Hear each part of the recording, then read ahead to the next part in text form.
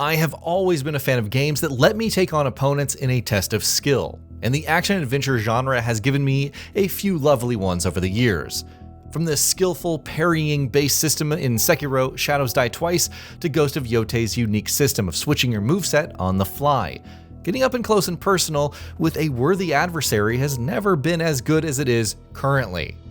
But then there's Where Winds Meet, Everstone Studios' effort to put its players in the shoes of a wandering swordsman looking to make their mark on a changing world brings wuxia into the mix, and its weapon variety and sheer amount of cool moves has me quite eager to begin a playthrough.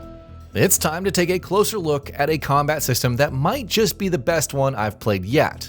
Let's get started. Smooth, stylish, sublime.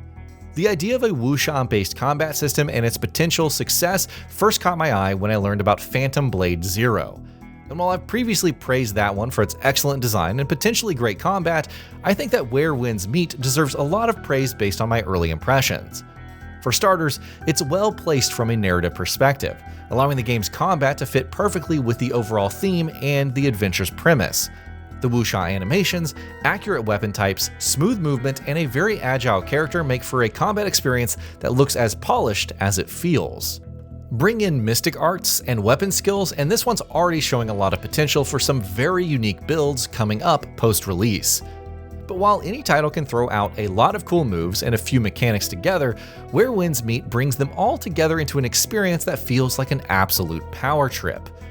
You're diving into a furious dance in which your opponent does put up a fair fight for the most part, with tougher opponents being able to shift the battle's momentum in their favor almost at a whim. The game's enemies push you just hard enough to keep things exciting, while easier difficulties add a layer of leniency to an otherwise tight window for dodges and parries. That feeling of danger in battle, coupled with the ability to switch to your second weapon on the fly, can lead to a lot of interesting combinations that are used quite creatively by players who discover unique ways to bring their builds into the spotlight. But how does Where Winds Meet manage to generate that sense of tension and build variety? A world that encourages improvement. While it may be easy to write off Where Winds Meet's combat system owing to the fact that there are only 7 weapon types on offer, Everstone deserves credit for making each one look, feel, and play quite differently. Moreover, the launch weapons are a curated set with motion-captured animations that give each weapon a distinct identity. That identity goes beyond just visuals and animations, as each weapon comes with its own strengths, weaknesses, and special moves that allow every player a combat option that matches their playstyle and perhaps an alternative that either complements their choice or pushes their boundaries if they choose to take on a more challenging one. Let's take the sword for instance. Its shorter reach belies a penchant for incredibly damaging counterattacks for those of you who approach fights with finesse and precision.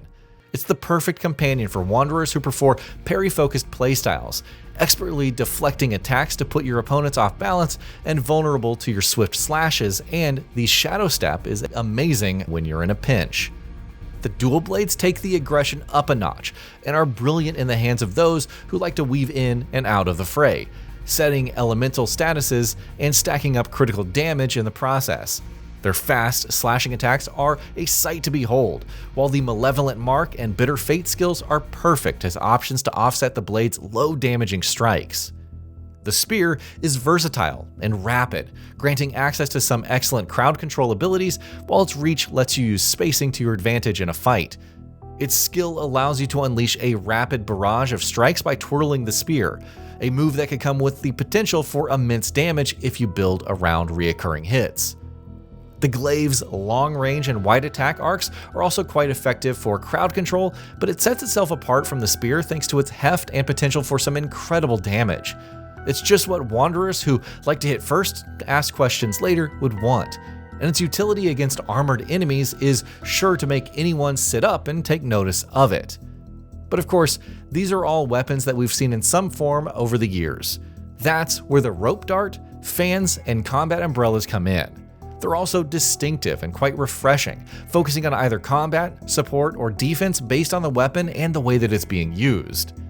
The rope dart, for instance, was almost perfect when used with dual blades, allowing me to seamlessly stay on the attack no matter where I was in the field. Tearing through enemy crowds felt almost effortless with the game's basics, and each weapon's timing fell into place. And the sheer potential for unique warriors with a lot of different tricks up their sleeve makes Where Winds Meet a very interesting game on the combat front. The flow of a fight. The best combat games I've played often made fights feel like a battle for momentum. Your character either turning the enemy's attacks against them via clever positioning or well-timed parries while making the most out of seemingly disparate systems to create an advantage. In Where Winds Meet, Mystic and Internal Arts can work very well alongside martial arts to create the potential for characters that have a variety of moves at their disposal. From redirection techniques like Tai Chi that lets you reflect the enemy's attack back at them, to elemental attacks that let you harness nature in your fight for glory. The sheer variety of arts that you either discover or learn from masters whose strongholds you infiltrate is astounding. It further underscores the build variety that could arise from this game, while also adding a layer of strategy to the combat system, as you need to be tactical about when to use your arts to get the most out of them. By ensuring that Mystic and Internal Arts require you to be careful about conserving or using them, Where Winds Meet has baked a sort of balance into its combat system, ensuring that skilled players continue to enjoy its combat while newcomers have a lot to discover and engage with. The fact that stealth is also an option, with a few arts allowing you to truly sneak around enemy-controlled spaces while allowing you to strike from the shadows, is another feather in the game's cap. It isn't hard to picture a few players becoming rogues who are as deadly up close as they are from unseen places on the battlefield. Once again, it's a sense of creative expression that further titles in this genre might find hard to emulate. When you factor in the King Gong-styled movements and the layer of mobility that they bring to your character, it's easy to see why this one has me so excited to dive in. Worthy adversaries. Of course, even the best combat systems could fall flat if the enemies you're wielding your skills against are not up to the task of challenging you. Thankfully, that's not the case in Where Winds Meet, and both basic enemies and bosses come at you with attacks and animations that you must learn in order to be effective against them. Bandits or human enemies bring the potential for some fun duels to the table, while elite martial artists could be forced to fight with both brain and brawn.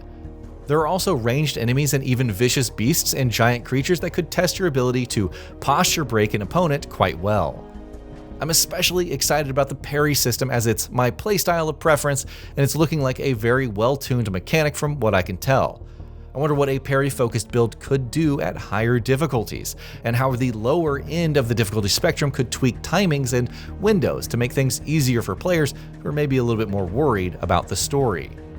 Overall, the combat in Where Winds Meet has me itching to dive into its excellent presentation and deep mechanics. I just can't wait to discover new builds, gear, moves, and different ways to defeat even the most challenging adversaries. To have those fights framed by a story that could be as interesting as the combat, that's just icing on the cake. If only the next few days could go any faster. And that'll be about it for this one. If you guys like what we're doing at Gaming Bolt, please consider subscribing to our channel, and I'll see you guys on the next video.